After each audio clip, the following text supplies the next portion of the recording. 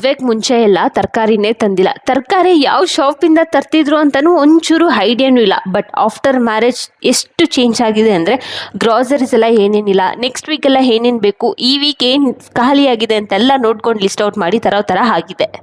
ಆ weak groceries ತಗೊಬರೋಣ ಅಂತಾನೆ ಹೋಗಿದ್ದು. ಬಟ್ ಟ್ರಾಲಿನ ಫಿಲ್ ಮಾಡ್ಕೊಂಡು ಬಂದ್ರೆ ಗ್ರಾಸರಿ ಖಾಲಿ ಆಗಿರೋದನ್ನ ತಗೊಬಂದ್ರ ಅಂತ ನನಗಂತೂ ಗೊತ್ತಿರಲಿಲ್ಲ.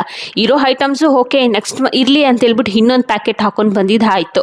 ಇರೋದು ಇಬ್ಬರು, ಬಟ್ ಎವ್ರಿ 1.5 ಮಂತ್ಗೆ ಒಂದೊಂದು ಸರಿ ಶಾಪಿಂಗ್ ಹೋಗೋ ಥರ ಗ್ರಾಸರಿ ಶಾಪಿಂಗು ಹೋಗ್ತಾ ಇದ್ದೀವಿ. ನೀವೆಲ್ಲ ನನಗೆ ಕಮೆಂಟ್ ಮಾಡಿ ಮಂತ್ಲಿ ಎಷ್ಟು ಸರಿ ಗ್ರಾಸರಿ ಐಟಮ್ಸ್ನ ಪರ್ಚೇಸ್ ಮಾಡ್ತೀರಾ ಅಂತ ಹೇಳ್ಬಿಟ್ಟು. ಏನು ಸ್ವಲ್ಪ ಐಟಮ್ಸ್ ಎಲ್ಲ 1 hour 1/2 hour ಆಗುತ್ತೆ ಅಷ್ಟೇ, ಹೋಗಿ ಬಂದ್ಬಿಡೋಣ ಅಂತಲೇ ಹೋಗಿದ್ದು. ಬಟ್ ಆಲ್ಮೋಸ್ಟ್ 1-2 hours ಶಾಪಿಂಗ್ ಮಾಡೋದೇ ಆಗೋಯ್ತು. ಬೇಕಾಗಿರೋ ವಸ್ತುಗಳನ್ನ ನೋಡೋದು ಬಿಟ್ಟು ಬೇಡದೇ ಇರೋದನ್ನ ನೋಡಿ ಟೈಮ್ ಪಾಸ್ ಮಾಡಿ ಆಲ್ಮೋಸ್ಟ್ 1-2 hour ಅಲ್ಲೇ ಸ್ಪೆಂಡ್ ಮಾಡಿದ್ವಿ.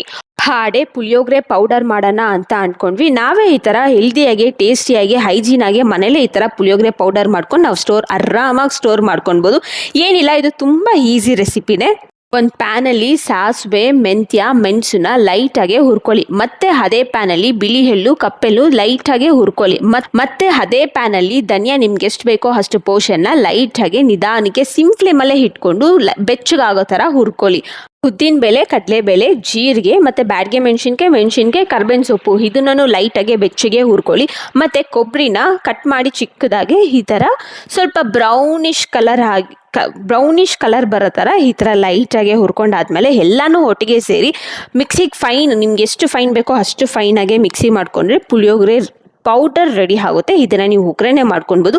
ನೀವು ಒಗ್ಗರಣೆ ಮಾಡ್ಕೋಬೇಕಾದ್ರೆ ನಾರ್ಮಲಾಗಿ ಹುಣಸೆಹಣ್ಣು ರಸ ಬಿಟ್ಕೊಂಡ್ರೆ ವೈಟ್ ರೈಸ್ಗೆ ತುಂಬ ಚೆನ್ನಾಗಿರುತ್ತೆ.